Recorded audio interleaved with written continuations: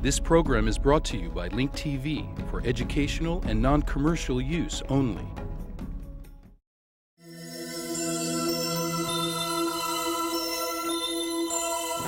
Mosaic, a daily news program from Link TV, presents a selection of news reports from independent and state-controlled broadcasters from throughout the Middle East.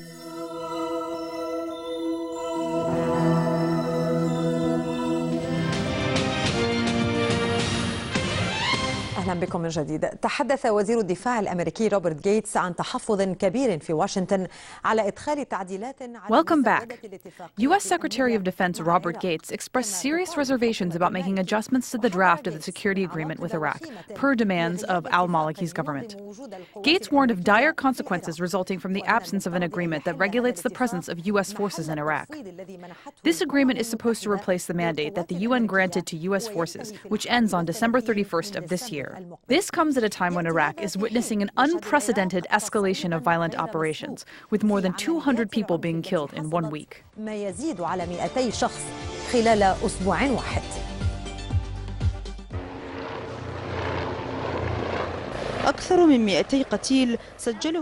More than 200 people were killed last week in Iraq due to violence that has returned after months of relative calm.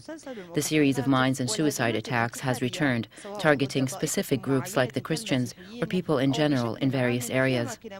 The Iraqi officials are not regarding this matter as a phenomenon, especially as they continue implementing the security plans.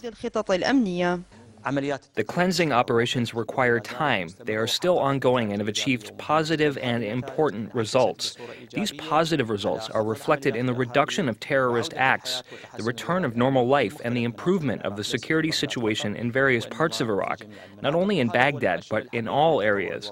And this is the true indicator of the development in the security situation. Terrorist operations will continue so as to influence the political process and undermine the important successes that the security forces have achieved.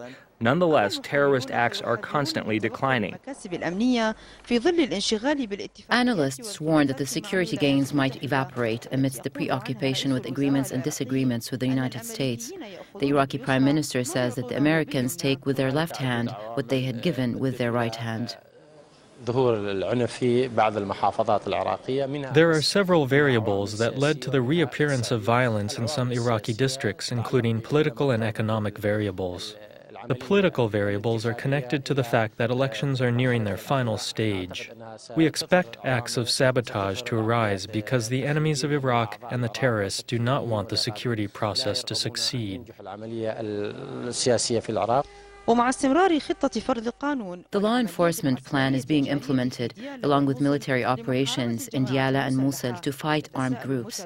Meanwhile, observers wonder if, in light of the difficulty in achieving stability, is it too early to be optimistic about Iraq's position to perform the upcoming elections?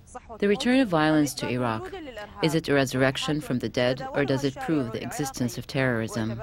These questions are discussed on the Iraqi street as people reflect on the presence of the U.S. forces. Why not, since the rhetoric from Washington points to violence, if its demands are not heeded and the security agreement is not signed? For Al-Madar, this is Duha Al-Haddad, Abu Dhabi TV, Baghdad.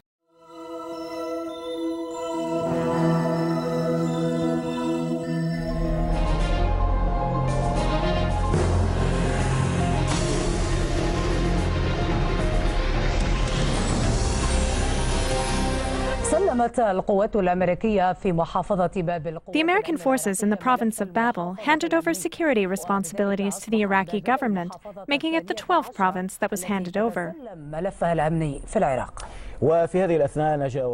Meanwhile, the Iraqi Minister of Labor survived an assassination attempt in Baghdad, which killed and injured a number of civilians.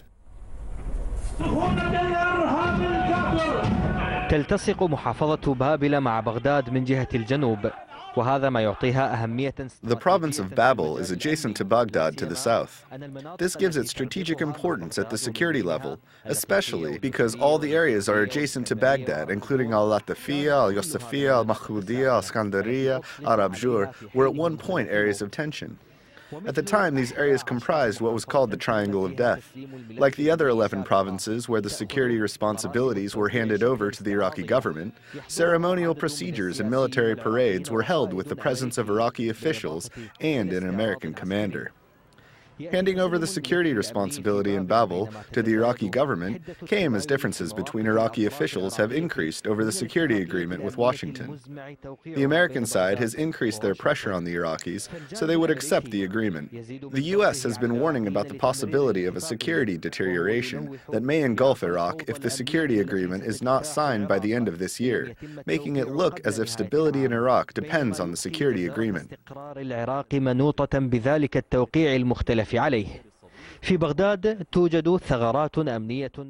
Just like the rest of Iraq, some areas in Baghdad also lack security, as was evident with their acts of violence that do not seem to end.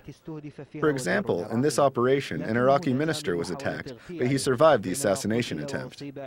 However, several citizens were killed and injured by the explosion.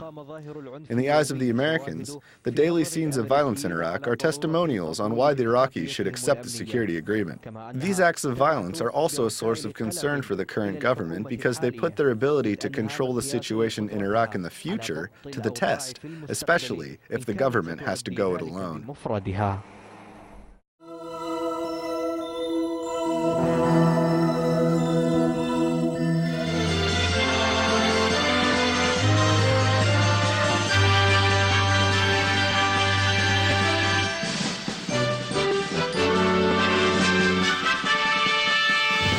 Iraq's Prime Minister Nouri al-Maliki has confirmed that his government will legally punish anyone found guilty of forcing Christians out of their homes. Al-Maliki further said that they will pursue anyone suspected of aiding the armed groups of committing these crimes. During a meeting with representatives of the various Christian sects, al-Maliki described attacks on the Christian community in the city of Mosul as a political scheme, and he urged Christians to exercise caution, as some may try to exploit the incident for political gains. In addition, al-Maliki called on the various sects of the Iraqi society to help thwart this suspicious campaign. During a meeting with representatives of the various Christian sects in Iraq, the Iraqi Prime Minister Nouri al-Maliki said they will pursue and prosecute anyone suspected of trying to force Christians out of their homes. Al-Maliki described the attacks on the Christian community in Mosul as a political scheme that aims to hamper the wheel of life in Iraq. He also called on the Christian community to exercise caution, as some may try to exploit the incident for political gains. In addition, he urged all Iraqis to stand united in order to thwart the scheme. The archbishops talked about the living situation of Christians in Mosul, where they are facing a conspiracy aimed at forcing them out of their original places of residence. His Excellency the Prime Minister confirmed that the Iraqi government is serious and determined to pursue any group suspected of threatening our Christian brothers. Let it be known that His Excellency the Prime Minister and those under his command are working hard to guarantee the safe return of all displaced Christian families. I want to reassure you and ask you to come back to your homes, safe and sound. Meanwhile, the representatives of the Christian community confirmed that they will continue living in harmony among the various sects of the Iraqi society. They further confirmed they will remain committed to the Iraqi central government of Baghdad. Furthermore, the Christian leaders said they are well connected with the state of Iraq, from the south to the north, and they will not be forced to live in a cage. Our biblical principles mandate us to live everywhere across the world. We've been living in the entire state of Iraq. Between here and Basra, we used to have about 123 churches. We can't be forced to live in a concentrated small area. This is not acceptable.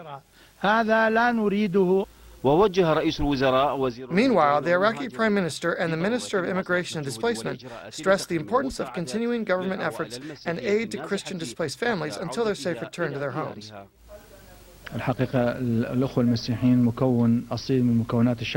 Our Christian brothers are an original segment of the Iraqi society, and we must do everything in our power to help bring Christian displaced families to their homes in the Sukar neighborhoods and other areas.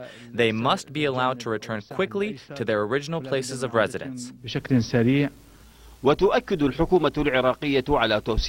Iraqi government confirmed that it will expand Christian participation in the security agencies, which will help maintain security in their neighborhoods. Abbas Nam, Al-Iraqiya, Baghdad.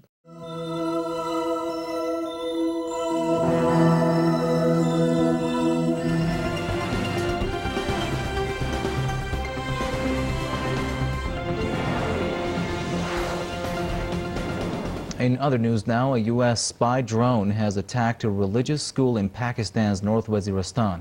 At least 11 people have been killed and 6 others wounded in that attack. It is preposterous that they should be striking with impunity targets inside Pakistan, violating our territorial sovereignty. But this is not the first time. This is the 69th time that they have struck inside Pakistan. And every time there is talk of a peace agreement with our tribesmen, the Americans somehow go berserk and they come in for a strike. So I think this is bound to increase pressures on our relationship between America and Pakistan. The attack in Miran Shah comes hours after Pakistan's parliament passed a resolution with aims to change its anti-terror policy and defend its sovereignty. Under the new resolution, Islamabad pledged to withdraw troops from tribal areas. It's also planning to hold talks with the Taliban to end the increasing militant violence across the country. The new resolution has raised tensions between Washington and Islamabad. U.S. diplomat Patrick Moon, in his visit to Afghanistan, voiced Washington's disapproval of the new resolution. He urged Pakistan to continue fighting militancy in tribal areas bordering Afghanistan. At least 5 civilians have been killed in an attack by foreign forces in western Afghanistan. The attack was carried out by the Afghan National Army together with NATO forces in the province of Badghis. Security officials say the operation was aimed at destroying anti-government and militant bases in the region. They say at least 12 Taliban militants were killed and 6 others wounded in the incident.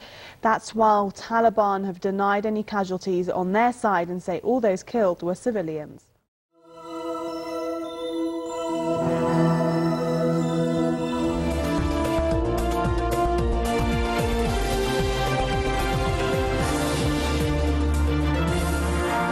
أسواق المال العالمية لا تزال تحت سطوة المخاوف المتعاظمة من حدوث انكماش. There are rising concerns pertaining to the global stock markets due to the possibility of a global recession. Asian stock markets dropped just like Wall Street, despite announcements made by the White House about the conference that will be attended by 20 countries in the middle of next month to discuss ways to get out of the global financial crisis and reach an agreement on mutual steps to fix the international monetary system. We leave you with Salam Salam. لا تزال أسواق المال العالمية متقلبة بين النزول والصعود. International stock markets are still going up and down, though Asian stocks in general went down today, led by the Tokyo Stock Exchange. However, the losses of Japanese stocks decreased as the day ended. The same thing happened in the Nikkei, which closed the day down at 2.5%. It is clear that the Japanese stocks are still affected like other Asian stocks by fears of a global recession. What investors expect from governments are not announcements, rather concrete actions. If they take concrete actions, the market will respond. Therefore, governments must pump more liquidity and increase spending to protect their economy. The results of government's rescue plans are still not clear, and it seems that international stock markets seem to be affected by one another. If one goes up and down, the others follow. Japanese investors were affected by Wall Street, which closed on Wednesday with a 6% decrease. Currency exchange markets also decreased. World currencies were not affected positively by the U.S.'s announcement about the Conference on the International Financial Crisis, which will be attended by 20 developed and developing countries in mid-November in Washington. The leaders will review progress being made. Leaders will discuss the progress made in dealing with the current financial crisis and explain the reasons behind it so it can be avoided in the future. They should reach an agreement on common principles to fix the international monetary regime. Fixing the international monetary regime has become urgent after it turned out that the crisis can't be fixed at the local level. An international approach is needed since all these countries have been affected by the financial crisis.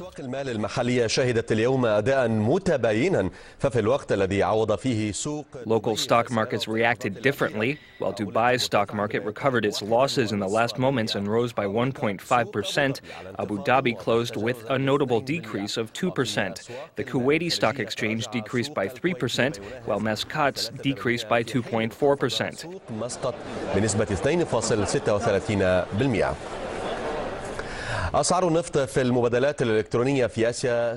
Oil transactions in Asian markets increased today. The price of light sweet crude reached $76.50 per barrel, with an increase of 75 cents. Oil prices in New York decreased by more than 7%, which is the lowest level in 16 months due to concerns over international demand.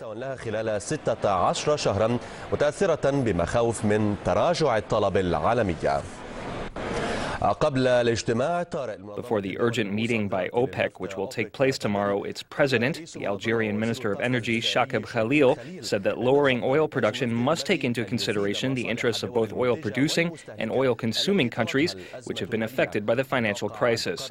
It is expected that OPEC will lower production in an attempt to stop the decrease in oil prices. Iranian Oil Minister Ghulam Hussein Nusra, who arrived in Berlin today, said that lowering oil production by 2 million barrels a day will stabilize oil markets. With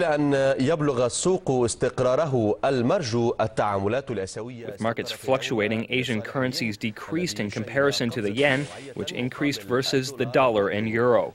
The yen has reached its highest level in 6 months versus the euro, which is now equivalent to 120 yen. The yen also reached its highest exchange rate in 7 months against the dollar. Meanwhile, the dollar reached its highest rate in 2 years versus a basket of main currencies, including the euro, which is now valued at $1.27.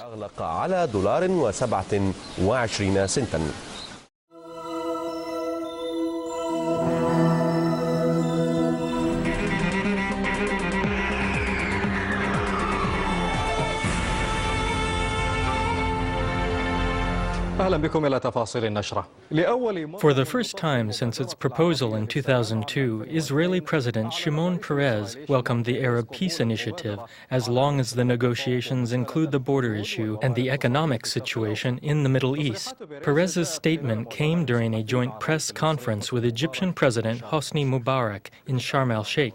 We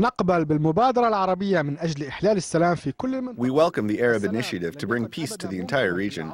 Peace was not as likely to happen in past years as it is now. It's a mistake to waste such an opportunity.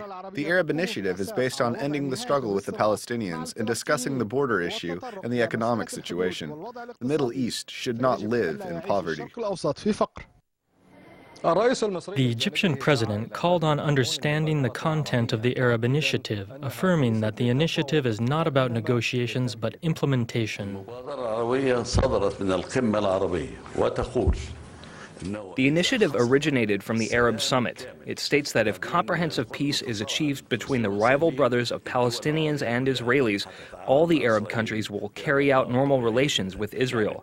This includes cooperation in all areas without any restriction. So we need to understand the substance of the Arab Initiative. It is not an initiative to carry out negotiations. It states if a solution is reached in regards to the Palestinian issue, then the Arab countries will be obliged, based on this initiative, to carry out normal relations with Israel. Mubarak warned that the situation in the Middle East cannot handle new tensions or one-sided procedures that might add to the already complicated situation.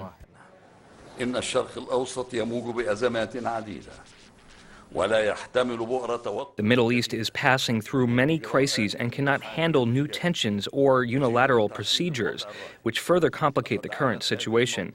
This area has suffered from wars and bloodshed for a long time. It is time for comprehensive peace, achieving stability and development for all the people of the area.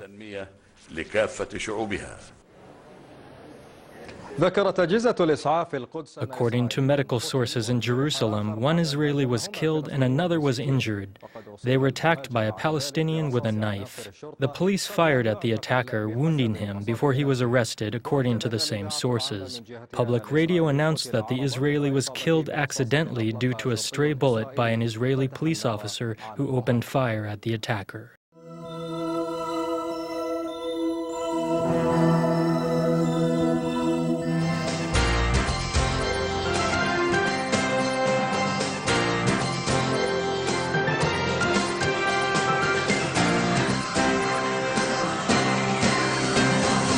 In our top story, shots rang out this morning in the usually quiet town of Hoda Sharon, and a scene of horror was left in its wake. A family of 4, including a child and infant, lying dead in their living room. Both parents are police officers, and the father is believed to have murdered his family before taking his own life. Elisha Rabin reports. Death and gore marred the normally peaceful setting of Hoda Sharon. Police believe a father of 2 murdered both his children and his wife and then committed suicide just after 10 this morning. Both the man and his wife were themselves officers for the Israel police. Neighbors reported hearing gunshots ring out through the apartment complex where the family lived. Police only came to the scene after a relative of the family called law enforcement when calls to the family went unanswered. Police arrived to the family's apartment to find the front door locked. After entering from the balcony, they found a gruesome scene of walls stained with blood. In the living room, a dead 3-year-old lay lifeless on the floor. His father's blood-covered body, with the gun police believe was used in the killings, lie next to him. The man's wife sat dead with her back to the wall. A 2-month-old baby girl lay in a pool of blood in the parents' bedroom. Medical examiners pronounced all 4 dead upon arrival. Neighbors told reporters there were no warning signs that such a thing may occur. Those interviewed called the family normal next-door neighbors and said the violence was heartbreaking. Police have not confirmed that the father indeed killed his entire family before taking his own life, but signs point to that scenario as being most likely. For IBA News, I'm Elisha Rabin.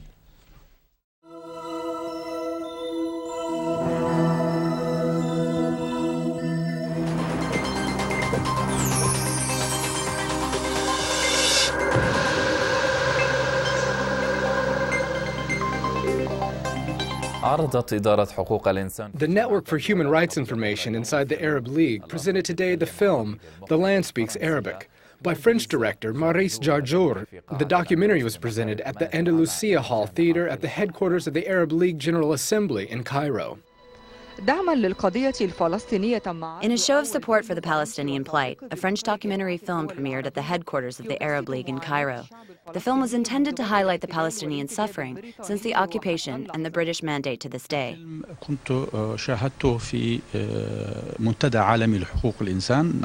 I watched the film at an international arena of a human rights organization in the French city of Nantes.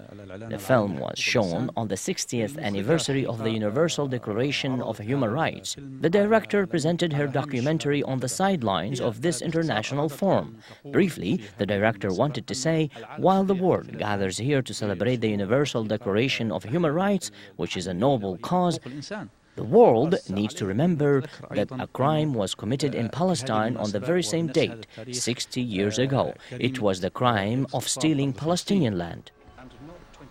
The rare footage and documents presented by the director of The Land Speaks Arabic have helped transform it into a historical document. The film tried to shed light on the present while recreating the past with many of its forgotten images and events.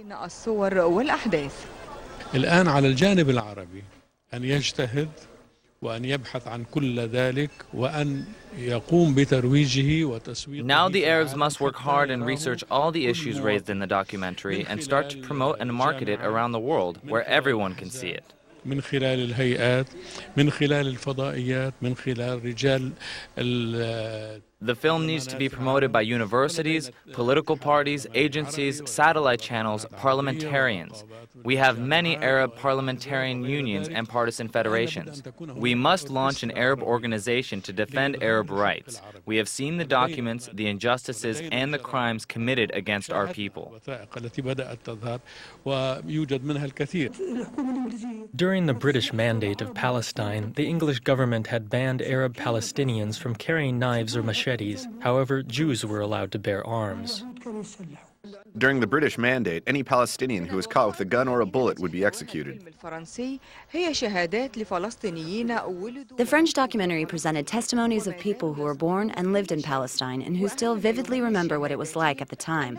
What is distinguishing these testimonies is that they were not calls for sympathy, but live records of Palestinians, winning the respect and admiration of viewers. أهم في الفيلم كمان الناحية الإنسانية. The most important thing in the film is the human aspect. From the standpoint of the average Palestinian villager or farmer, plowing the land with his own fingernails, they were the fighters of the resistance. During the British Mandate, each Palestinian town used to form its own resistance group, which in turn tried to acquire guns, as weapons were not allowed. Palestinians were not allowed to bear arms during the British Mandate or during the Zionist occupation. The film presented historical facts of real resistance fighters on the ground. The director deserves everyone's respect and admiration. We hope the film will be shown in other places, especially in public arenas. The director chose the name The Land Speaks Arabic for her film. If the land were to talk, not necessarily in Arabic, but in any language, it would have talked about the fairness of the Palestinian plight, as well as the right of the Palestinian people to live free of occupation. However, the land can't speak. From the headquarters of the Arab League, Palestine TV, Najwa Yunus.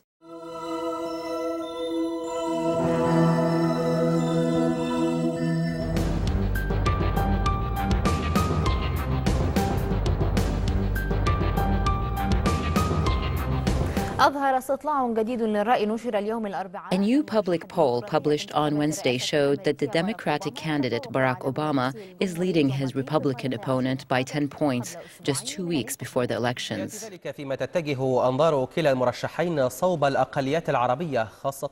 This comes as the two candidates are paying attention to the Arab American community, which has been trying to show that they play a positive role in American society and that their votes are important. على انتخابات الرئاسة الأمريكية الحالية هي أول انتخابات رئاسية أمريكية تهتم فيها الأوساط السياسية بأمريكا. Perhaps the current American presidential elections are the first one where attention is being paid to the votes of the Arab and Muslim communities. هذه المرة، لكن السؤال الذي يطرح نفسه هو هل العرب والمسلمون في أمريكا مستعدون بالفعل على خوض. The question is, are Arab and Muslim Americans really ready to show that they have the ability to organize their votes? Or is it still too early to test the ability of the Arab and Muslim communities to influence the elections? الوقت مبكرا والرهان صعبا على اختبار تلك القوة العربية الإسلامية وتأثيرها في أمريكا. I do not think that the Arab and Muslim communities have an influential role in American life and the elections. I believe that the Arab community can have an influence, but first they must unite.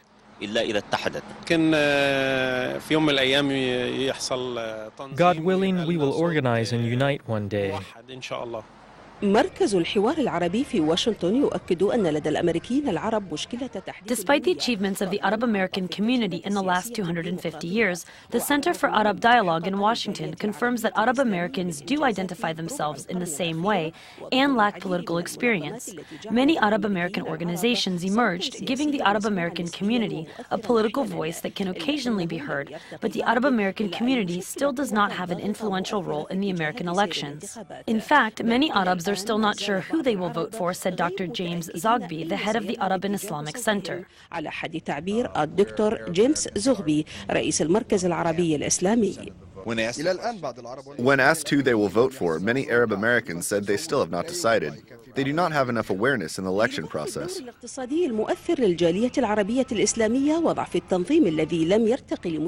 There are several factors that don't give the Arab and Muslim American communities an influential role in the elections, such as the lack of economic resources, organization and participation, despite attempts by Arab and Muslim American organizations.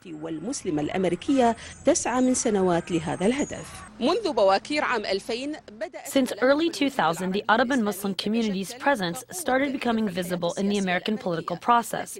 However, has the role of these communities developed?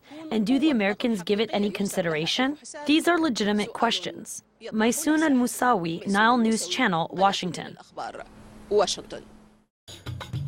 Get more news about the Middle East online at linktv.org/Mosaic. The Mosaic webpage offers a complete archive of Mosaic programs, program transcripts, the Mosaic video podcast, and the Mosaic Intelligence Report, a weekly analysis of the hottest stories from the Middle East. The views expressed on Mosaic are those of the participating broadcasters, not Link TV or its sponsors. The production of Mosaic is made possible with the support of viewers like you. Thank you.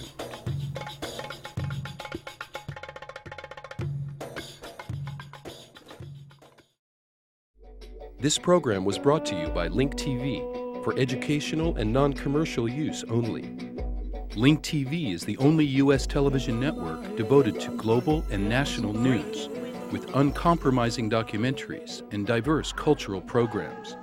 Programs which connect you to the world.